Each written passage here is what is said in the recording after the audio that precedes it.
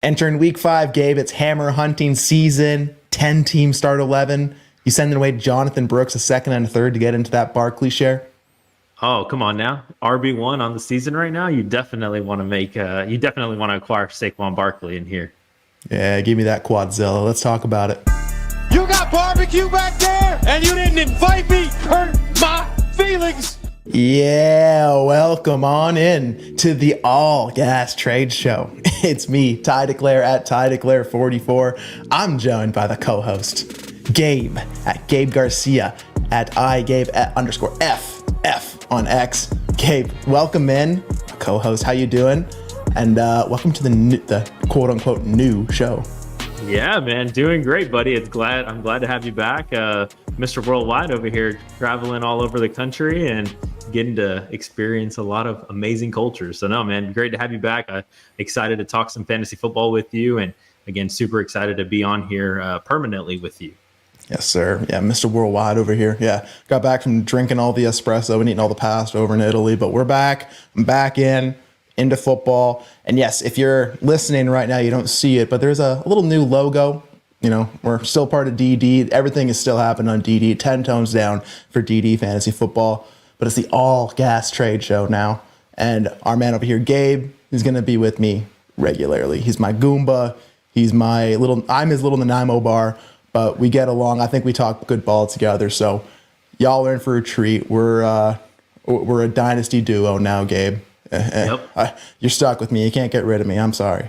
Hey, no worries. I'm not trying to get rid of you. At least not yet. We'll see. We'll get there.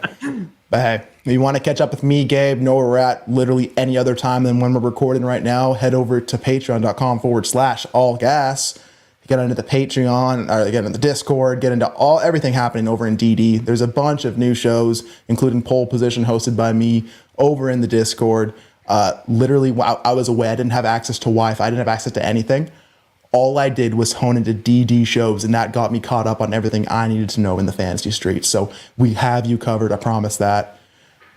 Gabe, let's just get to what we do best. You know what I'm saying? Like, let's talk about it, man. Let's just hop in here. So, I mean, Saquon Barkley, good at football. Shocking, I know.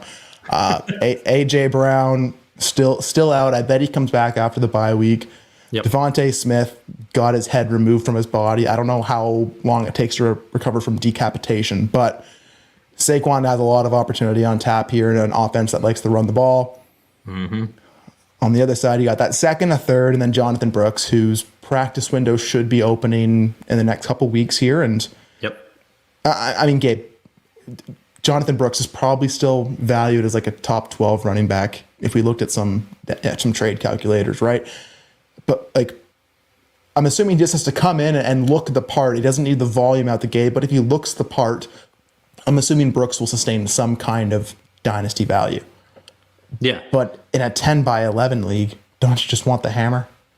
Oh, yeah, absolutely. I mean, you definitely just want the guy who's going to just get you all the points. I mean, again, I think he's RB1 right now on the season, and he's probably like top 5 in points per game so far. So he has been killing it. So definitely right now we're in point scoring season. And so I want Saquon Barkley 10 out of 10 times. Again, I am excited about Jonathan Brooks and what he can bring. And I know Andy Dalton has really elevated this Carolina offense, and so definitely some positive signs. But to your point, he's going to get ready to start practicing. He hasn't started yet. And so right now I need points. I want the hammer. Give me Saquon Barkley all day, every day. Yeah, and I mean, maybe a more deep format. I'm more into kind of diversifying, getting the player. And if I have like a good multitude of running backs in the room, maybe I'm more willing to make that move. But it just feels like you want to hit your bet to the right horse at running back, especially this early in the season. And Saquon's one of the best bets you can make. So, I mean, yeah, it could turn out that Brooks is the dude, and that's who you want. But I don't think we get there, Yeah, and Miles Sanders actually looked pretty good too. I mean, he's looked okay. So Who knows what the workload right is going to be divvied up whenever Jonathan Brooks does come back.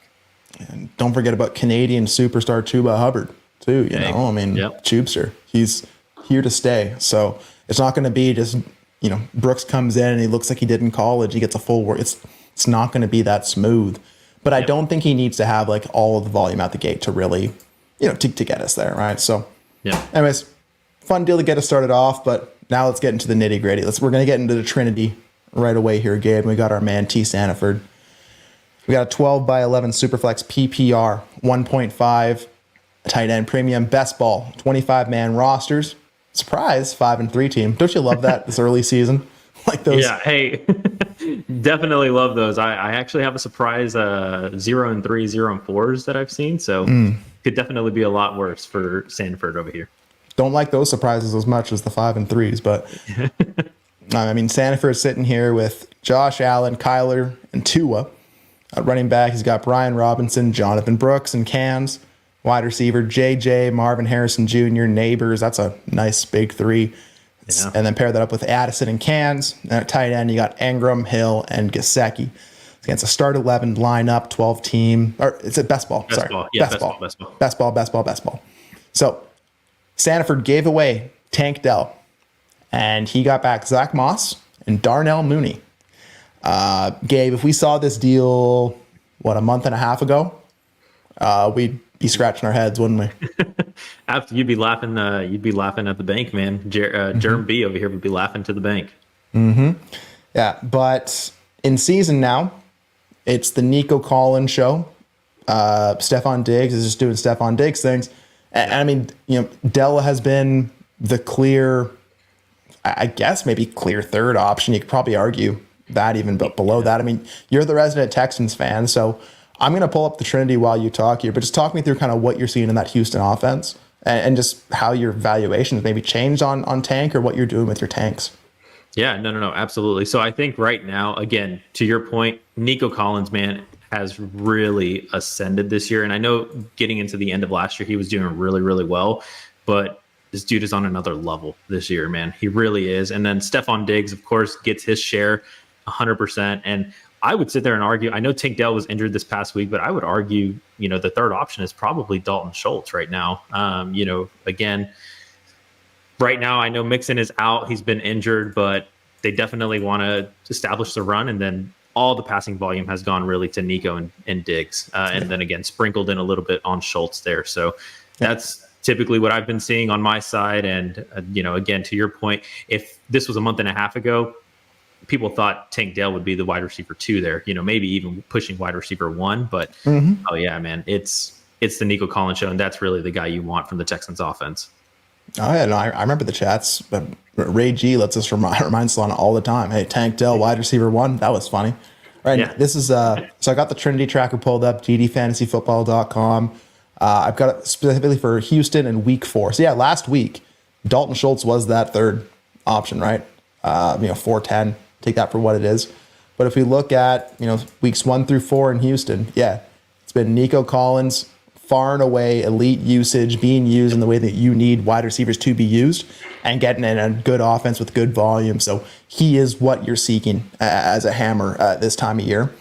And Diggs is also there, that offense to sustain that role, right? Like he's above the trend line. He's trending below a wide receiver 1 on the year, but he's had a couple weeks up there as well. And you got Tank Dell just sitting at that replaceable threshold range of wide receiver. Right. Yeah. On a season 4.82. So again, just not really being used in a way that generally would score you elite fantasy football numbers. And that's kind of what we've seen on the field so far, right? And in best ball, I can replace this range of wide receiver. Absolutely. So conversely, let's pull up Atlanta for the season. Look how fast that is, eh? Drake London, cool, like doing the thing, getting pretty much exactly what we're expecting, but he hasn't had that boost off the ceiling. And there's that Darnell Mooney doing more or less the same thing with maybe a little more wiggle room to rise up. Yep. I don't trust. Go ahead. Yeah, he's already on his heels. Yeah, I mean, he's been great. Honestly, he's been definitely very, very serviceable. And again, in best ball, you want as many darts at the board as you can, and you could even, or not even, you can't even argue it, but Darnell Mooney's out producing Tank Dell already as it is. And so in that trade, I mean, you're getting Zach Moss, who's been very good as well. I think, again, trusting the Trinity, you see it there. Darnell Mooney's already out producing Tank Dell, and then you get a Zach Moss in a best ball league too. That's definitely the side that I would want in that. Yeah. And like, if you're looking at it from like what side, I guess maybe you could do more with on the trade market. Like, yeah, I think a good game from Tank Dell, that bounce back could be there, right? And people will be liking Tank Dell again. But in best ball, I mean, you're giving me pretty much the same bet in Darnell Mooney, but in a room where I only have Brian Robinson and Jonathan Brooks at running back, and now I'm trying maybe to add some points smartly. Yeah, sure. Give me a cheap Zach Moss just to plug in there. Right? I bet I can find like a Justice Hill and an Austin Eckler to complement that as well. And hey, look at me. We're flying now. But I mean, this is a great best ball trade, 12 by 11. I'd love it more in like a 12 plus kind of league, and 25 man rosters. You can't do this deal into infinity, right? You have to choose your spots. But I like what you did here, T. Use that Trinity. Trust it. Yeah, I think it's a savvy move for sure. Again, I think similar production, very savvy, and you get a very, very serviceable running back in Zach Moss as well. Damn straight. All right, let's move that. All right, here we go. You failed me. It's time. Got a 12 by 11 Superflex PPR 2.0 tight end premium and a 0.2 point per carry. They're a 7-1 contender in their league. Their quarterbacks were Mahomes, Kyler, and backups. They had Brees, Mixon, Moss, Warren, Cans. Their wide receivers were JJ, Marvin Harrison Jr., AJ Brown, Olave, Hopkins. Tight ends were, oh my, talk about things we feel differently about 4 weeks into the season. Kyle Pitts, Mark Andrews, and Cans. Cans. That'd have been the tight end one room right there, man. Sheesh. A couple weeks ago. Sheesh. Has 226 seconds and a third, 27. So he's spent some picks already, but he has some seconds and thirds. People don't know how to feel in Mahomes right now, Gabe, and you failed me, sent away Mahomes and DeAndre Hopkins. You got back Geno Smith, Cole Kmet, Puka Nacua, and their own 2026 first. So, couple things happening here. They're a 7-1 contender, but they're getting back their 2026 pick. So they're kind of securing a bit of their future. Maybe they're looking at their team thinking, I don't know about next year, but I mean, they have a good core of JJ, Marv, AJ Brown, Brees, Kyler. Send away that Hopkins. Talk to me about Mahomes, man. How are you feeling on Mahomes? What are you trying to do with your Mahomes? Are you trying to go down? Are you just holding? Are you trying to go cross-positional and get something really nice? Like, what do you do with Mahomes at this point? Dude, I think it's been difficult. I know that there's been a lot of Mahomes slander kind of going around, and a lot of it, has been attributed to Kelsey not being Kelsey. Obviously, we just lost Rashee Rice, and so there's been a lot of stink, right? But in my opinion, Mahomes is I would say the most secure dynasty asset that we have, right, in terms of ADV. And so, while I get trying to pivot off of Mahomes, production-wise, the drop-off may not be as significant to Geno Smith, but Geno Smith goes out there and gets injured tomorrow, you're not getting anything for Geno Smith. I mean, literally, you would probably get nothing for Geno Smith. And so doing a move like this is really difficult for me because Kyler has been good, right? He's definitely been very good, and he's ascended kind of back up in the rankings from where he was in the offseason. But, man, I'd have a really hard time of even wanting to consider a tear down from Mahomes to Geno Smith, even in the point-scoring season, because, again, you want that security, and I get that you're 7-1 right now, but it looks, based on the team just looking at it right now, that 26 first is probably looking a little bit later. I mean, you're already 7-1 this year, depending on, again, I know things can kind of fluctuate year to year, but you've got Brees, Mixon, Moss. I don't expect any of those guys to go anywhere anytime soon. Mahomes, Kyler, not going anywhere anytime soon. Of course, your wide receivers, I mean, you have very, very good wide receivers. So I don't know, man. This is a difficult one for me, like, to want to tear off of Mahomes, but I can understand why you would do it. I just don't know if right now is necessarily the best time. I think I'd want to wait till he has a couple of strings along, a couple of good games, really get some of that dynasty value back, and then you can definitely make a pivot then. I mean, that's kind of how I feel about just Mahomes right now on a surface level of moving him right now. We don't see anywhere here that says best ball or lineup. Hey, I'm not missing that. I don't see any indication because, I mean, I get 2.0 tight end premium, right? Yeah. Start 11. you already have Pitts and Andrews. So if you're acquiring Cole Kmet, does that mean that you're benching Pitts and Andrews for that? Or are they somewhere in your flexes? I'm trying to figure out one, like how that kind of finagles. If it's best ball, I get it. Yeah. But then like you're 7-1 contender. And I'm assuming like, because getting Geno, you're sending away Mahomes. So it feels like you take an L there, but maybe you're thinking production wise, it can be a wash in 24. Correct. Okay. Nakua, who's a 0 right now. Puka's like, he has to be a late season play at this point, right? So you have to get to the playoffs to be able to really capitalize on that if your goal is to score points in 2024 with that. And then, Kmet and your own 26 first. So I don't really know if this deal helps your competing window. And I don't think that your team was really starved for assets that you can move and trade. So, it just comes down to kind of, what is Mahomes? Is he still that dynasty insulated asset? Is he quote unquote better for NFL than fantasy? And it's going to stick that way? And are we never going to see a Kelsey season again? And what happens with Rashee Rice? Don't worry, we're going to talk about Rice today. But I don't know. Hopkins doesn't really move the needle much, but he's a starter, and you're sending that away as well in a start 11. So, man, I mean, I don't think your team is bad enough to really make that first early in 2026. So yeah, I agree. I think I'll just stick Mahomes and Hopkins here.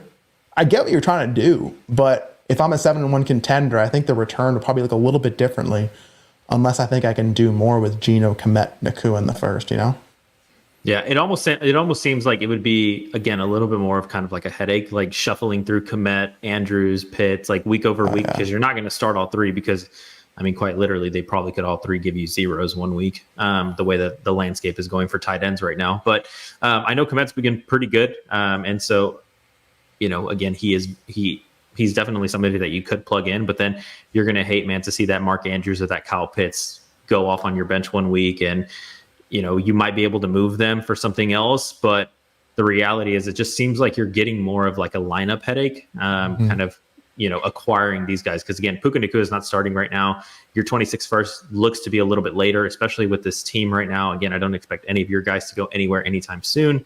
And then Cole Kmet, who do you start between Pitts, Andrews, Kmet, and then Geno Smith? Again, Geno Smith production-wise is probably going to be equivalent to Patrick Mahomes. So did you really gain anything? I mean, because you could even argue that Hopkins might be able to give you similar production to one of your tight ends as well. Right. Yeah. And you know me, I don't want to have lineup headaches, right? And you know what's going to happen. You trade for that Kmet, you plug them in the lineup, and then Pitts or Andrews are going to be the one that goes off on your bench every single week. And those are the ones that you kick yourself for benching too. Right. And that because you know better than that. You do. Again, I don't know the tight end market in this league. I would have probably tried to slim out your tight end room versus adding one there.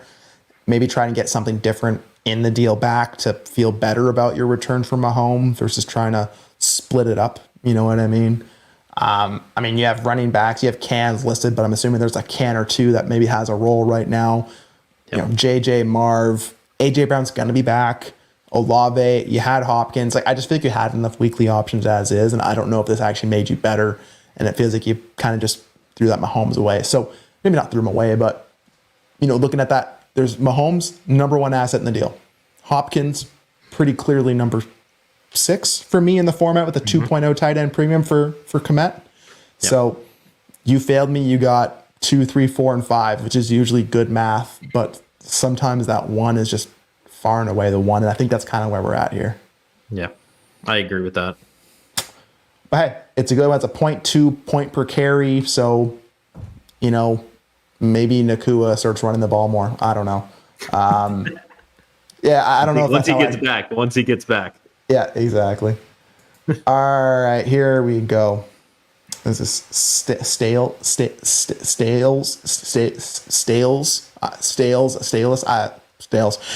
12 by 10 Superflex, 0.5 PPR, 0.5 tight end premium, best ball. They're currently in first and needed wide receiver depth. They sent away Zay Flowers in that 2026 second, and they got back Chris Godwin, Terry McLaurin, and Tyler Snoop Huntley. That's a pretty sweet deal in a 12 by 10 best ball. Send Zay Flowers. You get arguably a better producing wide receiver in Godwin. You get Terry McLaurin for a 26 second and get Tyler Huntley on the arm. And where's my guy Drew Sorensen music at? Where's that Terry McLaurin hate now, man? Come on. Dude, he's on the up and up right now too, man. Him and Jaden Daniels are starting to establish that connection, and it has been nice, to say the least. It has been very, very nice.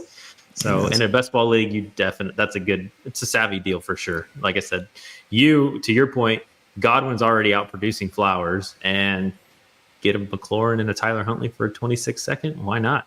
Let's do it. I like that one. And it looks at lineup league. So different league. Now you're in lineup. 12 by 10 Superflex 0.5 PPR. You get that Malik Neighbors. What wide receiver 1, Gabe? What are we talking about now? Huh? It is. Oh my! I mean, again, I like him a lot, dude. But yeah, I think he's wide receiver 2. I think on KTC behind Justin Jefferson. So yeah, he's expensive. You cannot acquire this man right now. You cannot acquire this man right now. At least not for a reasonable price right now. The Stales did for Drake May, Brian Thomas Jr. in a 25 second. Yep. You paying that for Neighbors? I definitely would pay that for Neighbors. I would be very, very, again, in a lineup league, you want the hammers, especially to start 10. And Malik has proven to be one of those hammers. I mean, he is getting peppered with targets right now. And despite how we all felt in the offseason about Daniel Jones's targets, it's working out for him right now. It is working out. Screw it. Neighbors is down there somewhere. I mean, dude, it's working out, man. It is working out for him. So, yeah. I mean, I definitely would do that in a lineup league for sure. Yeah, I love Brian Thomas Jr. too. Like he's the number 1 Trinity option through 4 weeks in the Jacksonville offense. You know, Christian Kirk is there and Gabe Davis is a bit of a gnat, but you know, Thomas is doing everything you can ask him to do from a utilization stage at this stage in his career than we could. So I like my Brian Thomas Jr. bets, but Brian Thomas Jr. feels like one of those guys that you can either get as a nice tier down piece or you can use to tier up. And I mean, if I'm going up, I'm going Neighbors, I'm going Nico, and I'll happily send in that Drake May and a small pick if that's what closes the gap, especially in like a 12 by 10 kind of league. So I like this a lot. I like all the assets you're sending away, but I like Malik Neighbors a lot more in the format. So yeah, give me Neighbors. Out here going 2 for 2. Stealth is 2 for 2 right now. You know, let's get a little bit of an air horn there. Just get us going. All right, here we go. Scardy. We already did that one. You already got your love. You already did. All right, Matty boy, here we go. 12 teams, start 11, Superflex, tiered PPR. So 1 for wide receiver, 1.5 for running backs, and 2.0 for tight end premium. There's also a 0.2 point per carry with big play bonuses across the board. Both first in this deal are projected to be playoff first. So Matty boy receives Caleb Williams, Justin Jefferson, and Kareem Hunt. And Simon M09 gets themselves into Patrick Mahomes, Rashee Rice, and 2 2025 first round picks. Gabe, there's so many ways that we can kind of break this down and talk about it, but we have to address Rashee Rice. So as we record today, it's 4:57 on October 3rd. Okay. So what we know I love the context. Well, it's going to change by the time this comes out. I just know it, right? We're either going to have good news, bad news, probably bad news. But what we know, the imaging was inconclusive. They're waiting for swelling to come down to look at it more. There's some optimism or hopium brewing on your Reddits and online, but we just don't know. And I'd never have remembered waiting this long and then the news being positive at the end of the day. So how are you feeling on Rice, Gabe? First off, the injury looked pretty bad. Mahomes took out his knee and it did not look good. Right. Any memory of that interception gone just after he did that. So really a high IQ play by Mahomes there. he did that intentionally, right? He was like, "Oh, forget about this interception that I just threw." All eyes are on Rice right now. Rice is one, man, that's been really difficult to kind of evaluate, and I say that because if it's as severe as we're kind of thinking, he's likely going to be out for the season. He might, maybe depending on the timeline, could be back for playoffs if they make it, which I'm sure they will. But obviously the fantasy season is going to be over by that point. So then that kind of puts us into the off season next year. He has a lingering suspension. We don't have any idea of how long, or what that looks like, but you can probably pencil it in for a couple of games. Again, I don't want to sit here and give you guys a number because I don't want to spread any like false news or anything like that. But I would imagine it's probably going to be a handful of games that he's going to be suspended for. And so you're really looking at him now coming back when, man, mid 2025 is kind of what, at best, mid 2025 for actually impacting your fantasy lineup. Yeah, probably mid 25. Yeah. And so at that point, do you want to hold a guy like that? I mean, again, I know he's been great. I know he's been doing really, really good in the KC offense, but to hold an asset like that won't do anything to go up or down really in value is just going to be a zero sitting on your roster for the next year and a couple of weeks. I definitely am actively looking to move off of Rashee. And I think right now he's not valued there, but I do think there's probably a good 25 to maybe 30 receivers that I would want over Rashee right now instead of just holding the bag. Again, we're wanting to win our fantasy leagues. That's why we play this game. And so right now, I just have no desire to hold on to Rashee Rice for a year plus. Like, that's just not the way that I like to do that I like to play Dynasty. And so if you're giving me anything of service right now that could be useful for my team, he can go. And that's kind of the mentality right now that I have specifically around Rashee Rice.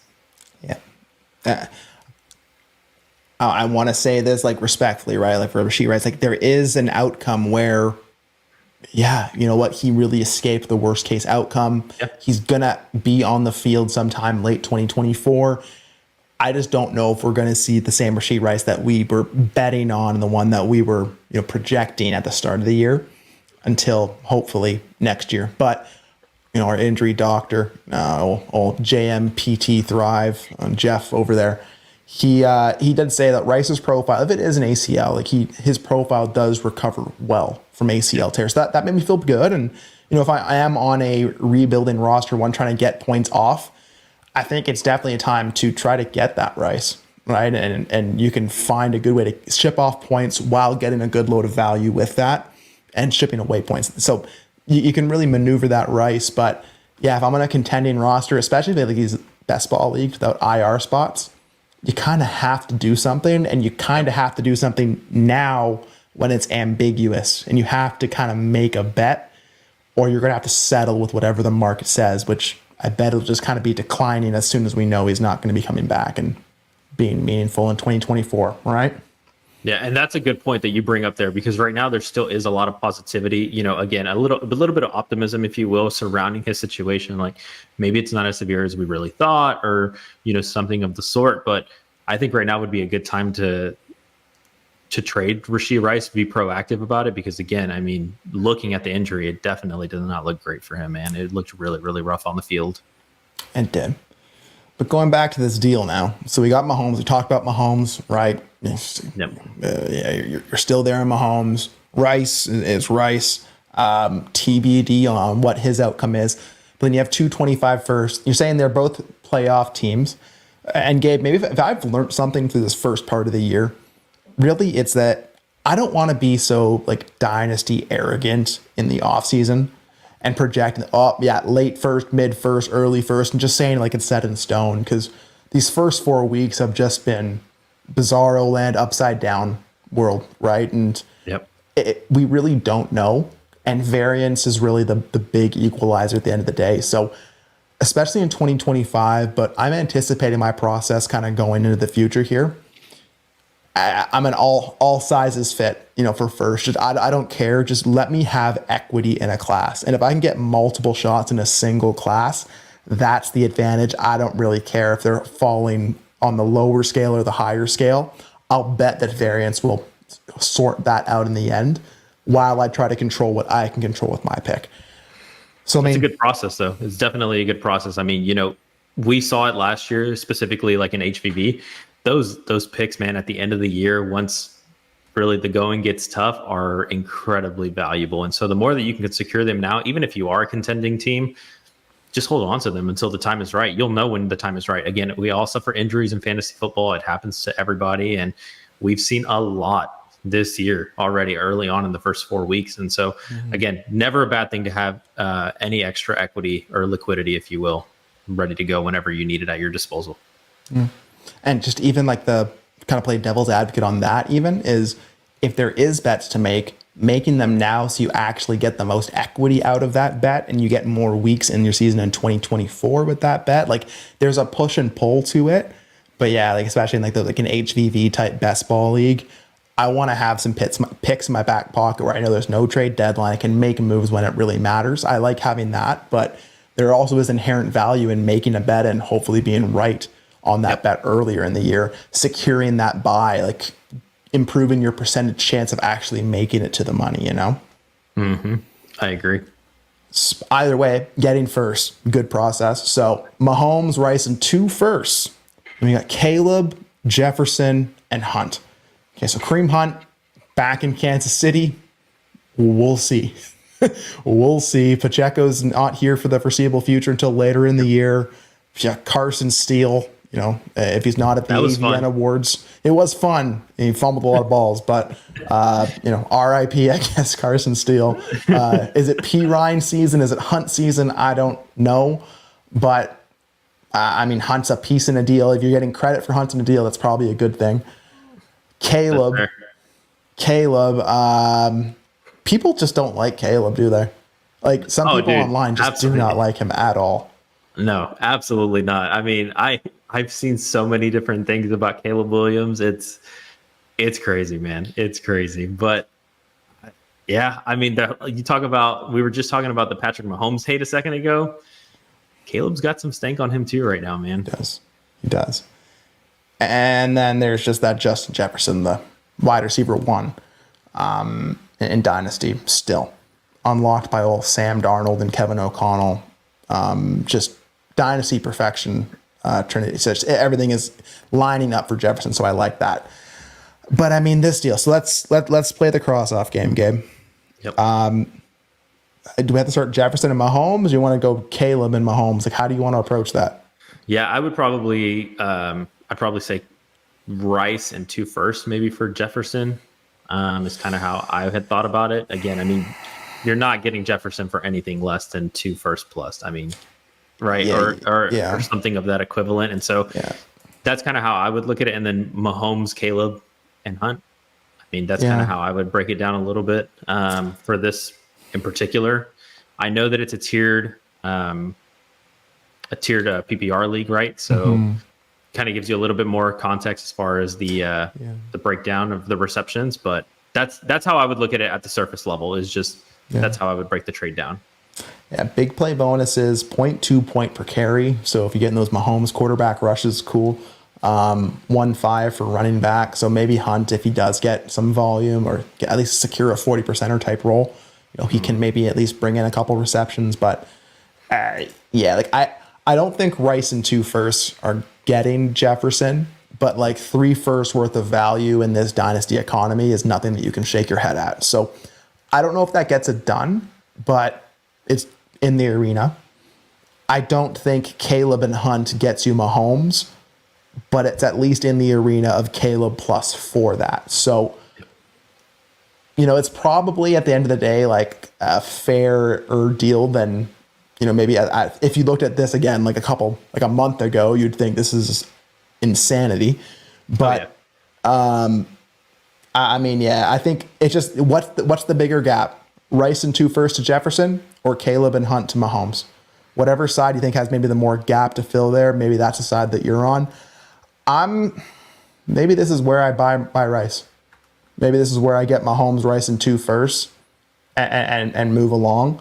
But I mean, if I'm in I need to win right now mode, I think it's hard to say no to Caleb, Jefferson, and Hunt if I need points like today in week 5.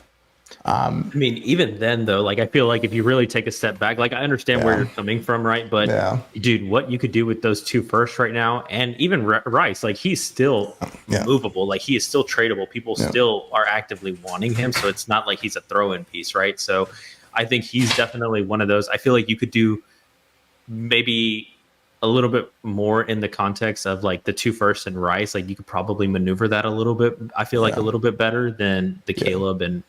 Again, that's where. So I agree with you. I definitely feel like I would lean more towards the Patrick Mahomes, Rashee Rice, and 2 firsts because just of what I feel like I could do with those picks right now. Yeah, as I was saying, like trying to talk myself into the Caleb side, like I did throw up a little bit in my mouth. I think just throwing away Mahomes and Rice, and I know it's like oh maybe, but just give me the pick again. The process thing that we just talked about like 5 minutes ago, however friggin' long ago at this point. Give me the first. Just give me Mahomes and Rice. And Rice is movable right now. So you can still do things with that. And Jefferson's best asset in the deal, right? From like a point scoring, what we're doing right now. But give me Mahomes, Rice in the first, and I'll figure out Rice. Sure. This is how I'm acquiring Rice with Mahomes and with multiple firsts attached to him. Yep, exactly. No, I agree with you 100%. I do agree with that. Perfect. Love that. Okay, let's keep on the Rice train here. We got Raffy bombs. We got a 12-team start 10 with a 0.5 PPR. He got out from Rice. So he received Garrett Wilson in a third, sent away Rashee Rice in a second. Gabe, people do not like Garrett Wilson in this current iteration of the Jets offense. They do not like him at all. Can you blame them, though? Can you blame them? No. I was going to say, dude, everybody was fully all in on Aaron Rodgers elevating Garrett Wilson to new heights, and it hasn't happened, man. So there's a lot of stink around that. Yep. And like that was the bet, right? That Aaron Rodgers is going to come back. Garrett Wilson is going to be used and actually receive the volume. And that's what's going to lead him to be an elite outcome guy. And thank God for Alan Lazard, right? Like, come on. We should have saw that coming, to be fair. They played in Green Bay together. They had a good connection. We should have probably not discounted that so much. Yeah, and now we'll watch Devontae Adams mosey his way over there too, and then we'll just have the Green Bay East show. Rice in a second, Wilson in a third. I'm just gonna go forward saying that while Rice's knee isn't completely torn from the ACL perspective, there's definitely some kind of internal damage that's happened there. And whatever the repercussions, I'm assuming that his 2024 elite production usage is not reality at this point.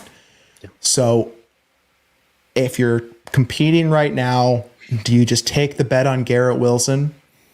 Or are you, if you have an IR spot, you're just taking the Rice, stash him away and getting a pick upgrade? Like how are you approaching that one, Gabe?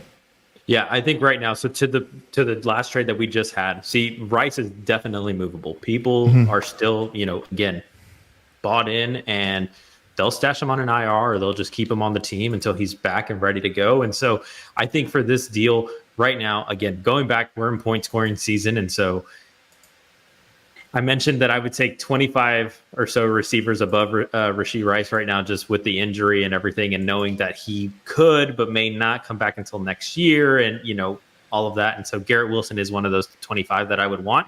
And so if I have to pay just a second and you're giving me back a third to move into that, I would definitely do this deal again. And that's not, Garrett Wilson has not been great, but the second Garrett Wilson does anything, people are bought back in. It. Yep. That's it. And I don't think it's going to take a lot to get there either, right? It's going to take a come from behind game script. It's going to take a big play. Like, people are going to be back in at some point. I refuse to believe that this is the end, but just to your point there about being able to move Rice, I pulled up Dynasty Daddy's trade database. And since Sunday to now on Thursday, there's been 383 Rice trades captured within this tool. So you can move Rice. But again, I feel like now is the time to make that bet. So if you can get value with Rice and then parlay that into another deal, that's one way to approach it. But yeah, in a deal like this, I'll just take Garrett Wilson. I'll take the third. Bet that Garrett Wilson will continue to play football in 2024 where Rice may not, and that I can either capitalize once the Wilson spike happens again, or I just take the bet and hope that I'm right. Yeah. It's right but there. Rafi, if the bag's right there, go get it, man. Like this is an attainable trade for sure. From what I'm looking at, this is an attainable trade. So if you want out, there's an option. Okay, Big Diaz. Let's talk about it. Got 12 team start 10 Superflex PPR. His team has had major attrition. Cashed last year, so he's using that money cushion to go the other way now. So he's playing for free. Got some house money in the back pocket. He's feeling good. He has his 12 other teams. Sorry, well, probably 40,000 leagues, however many Diaz is in. the amount of trades Diaz put in the Discord this week, we could do a whole show just on Diaz, but we're keeping you in check. We'll maybe get 2 trades for you here, Diaz. But Diaz acquired Puka Nacua and a 2025 first of the team he's trading with. He sent away Deontay Johnson, Kyle Pitts, Ty Chandler, and Jordan Mason. We talked about Pitts briefly. Tough look. I don't know if Penix fixes that problem. I don't know really. And just it's just pain and sadness when I think about Pitts. Like, I don't know if you feel any different. Dude, you want to talk? We talked about Garrett Wilson, right? And how people wanted to pencil him in as this elite guy, which I was fully bought in on. I will sit here and, again, I'm not immune to that. I was fully bought in on Garrett Wilson. And again, we thought the quarterback was going to come in and elevate him. We thought the same thing for Kyle Pitts. We thought Kirk Cousins was going to be the guy that really elevated him and this offense. And I don't think we've seen that yet, man. We have not yet seen that. And so it has been very, very sad, very, very painful if you're a Kyle Pitts owner for sure. Did he mention anything about a tight end premium? I didn't see that in here. I see nothing on tight end premium. Okay. And yeah, since Matt Ryan led Kyle Pitts to his historic rookie season, it's been not like that since then. So tough on the street for Kyle Pitts. Deontay Johnson, breath of fresh air from, of course, Andy Dalton in 2024. Red my Rifle. fantasy squads. Yeah, the Red Rifle coming through. Deontay trending well on Trinity too. I'm going to pull that up in a quick second here, but Ty Chandler, Jordan Mason, we got double Achilles tendonitis, CMC. Nothing's changed from what I've heard on the timeline of him coming back probably in November. He's still just your playoff chip piece that you hope you can cash in a nuke when you need to. But Jordan Mason, the runway continues to extend for him, and I'm going to bet that when CMC comes back, Mason is not going to go to zero from a production standpoint. I bet it's probably more of a traditional kind of 60-40 split as they ramp up CMC. Do you see that any differently? No, I don't see that any differently at all. I think Jordan Mason has definitely proven to be, very serviceable. And I do think he's going to continue to be involved right now in this San Francisco offense. But I am a little bit weary on Jordan Mason just, again, as a running back right now. I do think he has a lot of really good value. And right now he's definitely somebody that I would be actively looking to move, especially in Diaz's situation right now where he mentions major attrition right now. He's definitely a guy that I'm looking to move. If I have him on a roster where I was contending at one point and now I'm not, he's definitely one that's got to go. Because again, anything happens to Jordan Mason, you're not going to be able to get anything for him. But I do think that when CMC comes back, he's still going to be serviceable. Yeah, he's definitely a guy that I'm looking to move right now if I have him on a roster that I'm not competing on. Yeah, and now's the time. Why wait, right? Like people want those points right now, so now's the time. And I think behind Carson Steele, Jordan Mason must be Diaz's second most owned player. So love that for him. And yeah, Ty Chandler, again, a running back on a 53-man roster. You can plug him in the starting lineup, but you never really feel great about it. So Deontay, Pitts, Chandler, and Mason for Nacua and a first.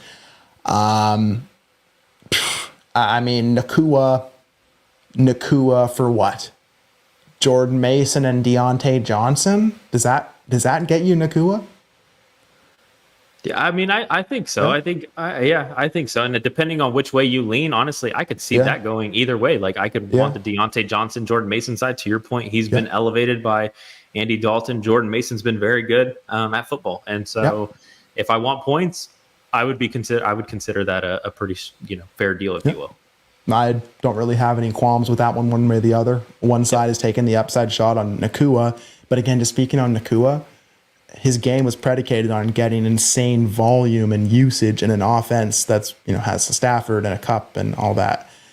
Do we really expect him to walk in and just have his volume cranked all the way up to 10 after he's out for at least another month? Probably not that quickly, right? So I don't know truly what Puka's rest of the season will look like either. But yeah, I mean, Deontay and Mason for Nakua, I think that's probably a fair deal. But I can see that from both sides. They have a 25 first and I'm assuming a no tight end premium league for Chandler and Pitts. I'm taking the first if that's the context. It's weird. I think I'm going to agree with you, man. But it's weird that we're here. It doesn't feel good. It doesn't feel good. I mean, again, Pitts is one of those guys. He does anything. He can get elevated again, but I think it's a good process play, Diaz. I definitely think it's a good process play to move him right now. Again, he hasn't shown really anything over the past couple of years. And so at this point, we were holding out hope that Kirk Cousins could elevate him. He has not. Well, why hold on to the hopium and, get a pick and call it a day, right? You're not competing right now. You want to get younger. You want to get some liquidity. I'm on board with this. And I could actually, again, see this trade from both sides. I think this is a good deal for both parties. Deal. Yeah. So that's where I'm at. Deal. But it's pain for Pitts, man. It's pain.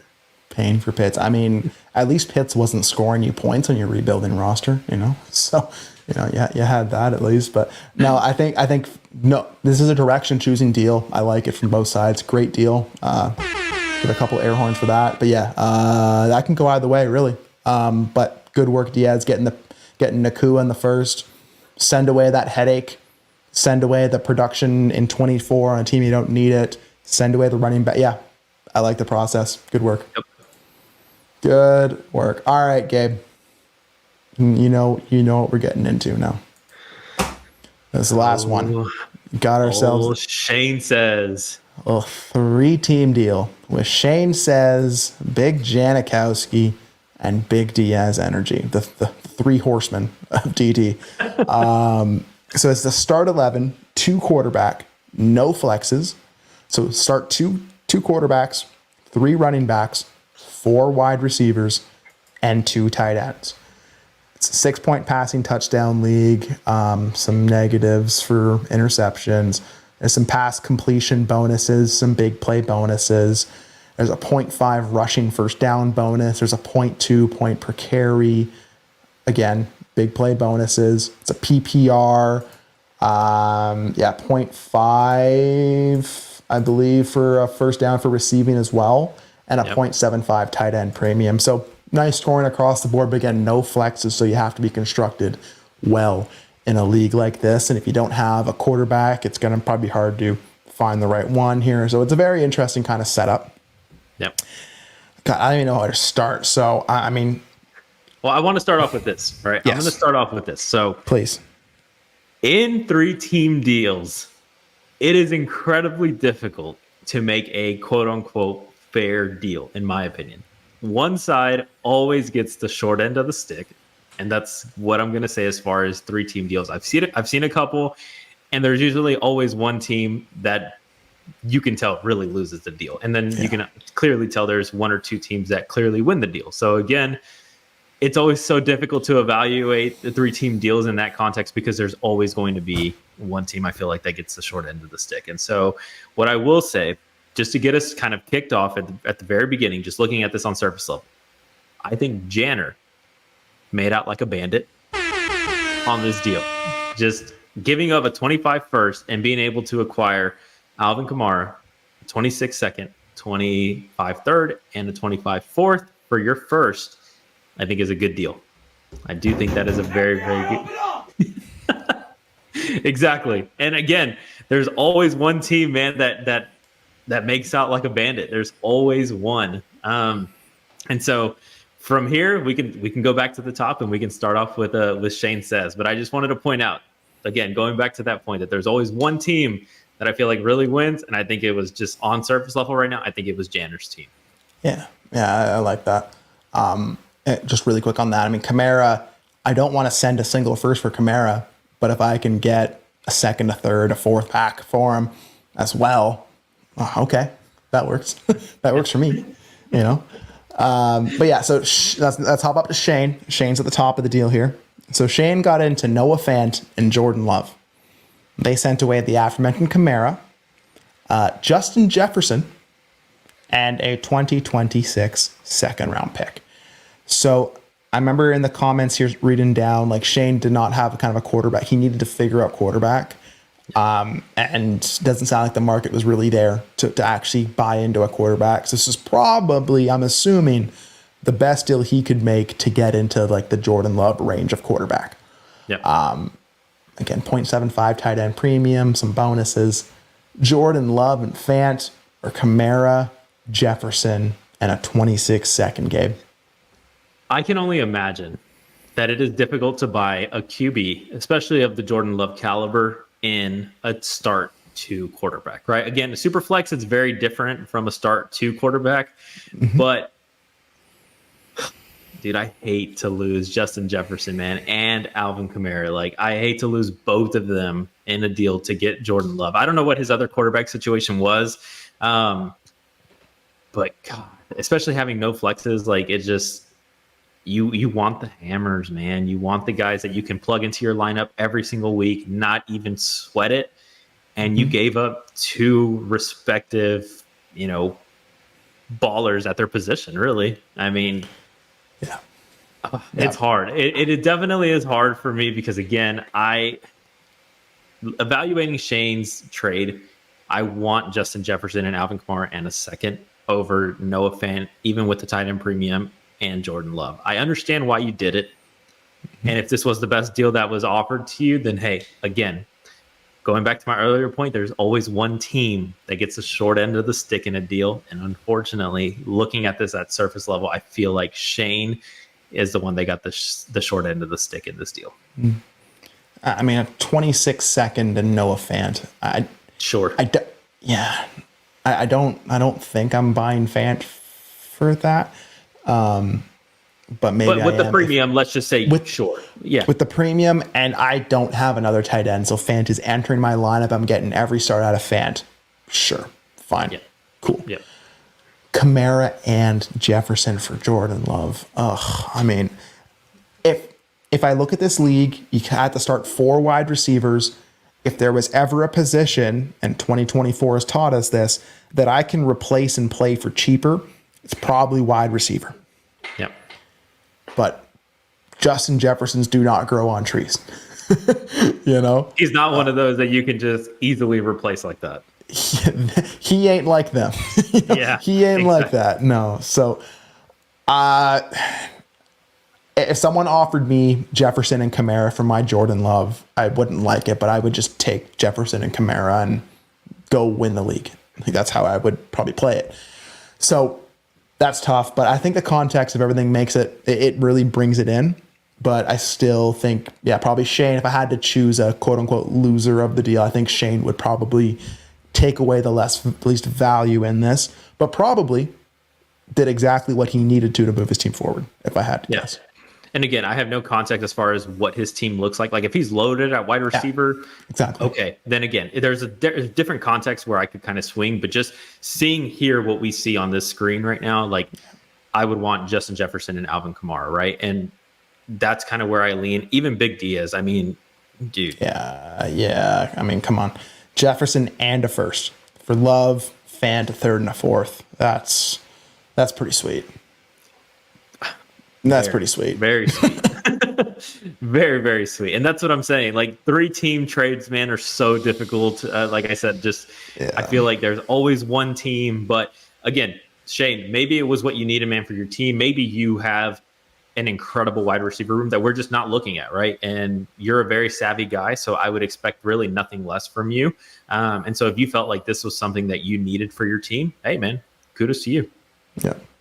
I mean, Diaz, that's kind of sicko mode. So good work there. But yeah, three team trades, man, they don't always go down. Like these are, you don't see them for this reason too, right? And I think if I remember correctly, I scroll down here.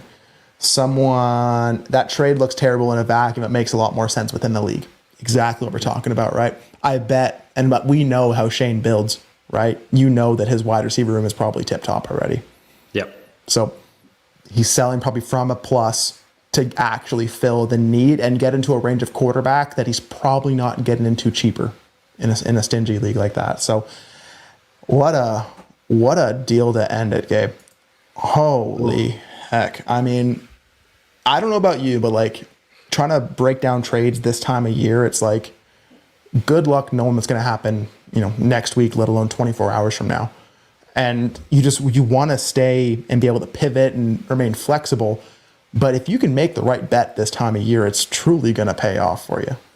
Yep. Yeah. I mean, I feel like, I don't know how you feel. Again, you just got back from your European vacation over there, Mr. Worldwide. But yeah, there you go. But for us here that have been keeping up and watching, man, I feel like I've aged so many years already watching through these 4 weeks of fantasy football and just football in general. It's been bizarre. That's probably the best word that you could probably put on it. It's been bizarre for sure. Mm-hmm. And don't look now. Now we have bye weeks. Fun. Yeah. Right, so hey, on the bright side, we got AJ Brown coming back soon. Hopefully. I bet he comes back after the bye week. So should have some things returning. Maybe things get back to, how we thought they should be. But something that's never going to go back is this show. It is the All Gas Trade Show. Gabe, you are my man. You are my co-host. If you like this show, if this strums the right chord for you, if you found this actionable, entertaining, somewhere in between, hit the like, hit subscribe, please. If you want to be in the best place in the Dynasty space, head on over ddfantasyfootball.com, patreon.com/allgas. Underdog, you can get in there. Use code ALLGAS. Get your first time deposit bonus and special pick. Get in all, where you'll find Ray literally all offseason in Underdog. And that's all we're going to talk about in the offseason. But anyways, we're in the real season now. So, Gabe, where can people find you on X? And thank you so much for coming on today. Yeah, brother, I appreciate you. Again, looking forward to many, many, many more shows. And so anybody can hit me up on X at @IGabe_FF, or you can find me on the Discord at @IGabe_. And so again, anything you guys need, feel free to shoot me over some trade questions or anything you need help with. That's what me and Ty are here for. Yes, sir. I'm Ty Declare 44 on X, everywhere you find me. Take care. Tap in next week. We out of this thing. Peace.